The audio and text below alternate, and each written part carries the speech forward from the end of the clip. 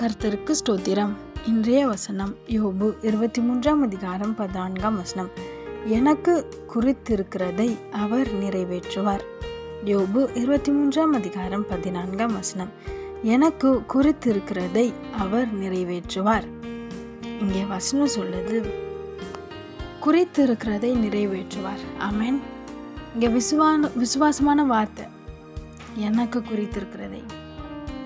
இன்னைக்கும் ஏசப்பா உங்ககிட்ட சொல்கிற ஒரு வார்த்தை என்னன்னா, உங்களுக்கு என்ன குறித்திருக்கிறாரோ, உங்கள் வாழ்க்கையில் செய்ய என்ன திட்டம் கொண்டு இருக்கிறாரோ அதை செய்வேன்னு சொல்கிறார். அது நிறைவேறும். அது உங்கள் படிப்பில் இருக்கலாம், உங்கள் பிஸ்னஸில் இருக்கலாம், உங்கள் ஃபேமிலி காரியங்களில் இருக்கலாம், உங்கள் ஃப்யூச்சரில் இருக்கலாம்.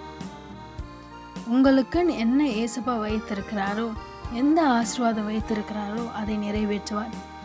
யார் என்ன தடை பண்ணாலும் அதை தடுக்க முடியாது. அது நிச்சயமாக உங்ககிட்ட வரும். ஆமென்.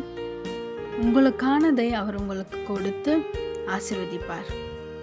உங்களுக்கானதை அவர் உங்களிடம் வர வைப்பார். உங்களுக்கானதை அவர் தருவார்.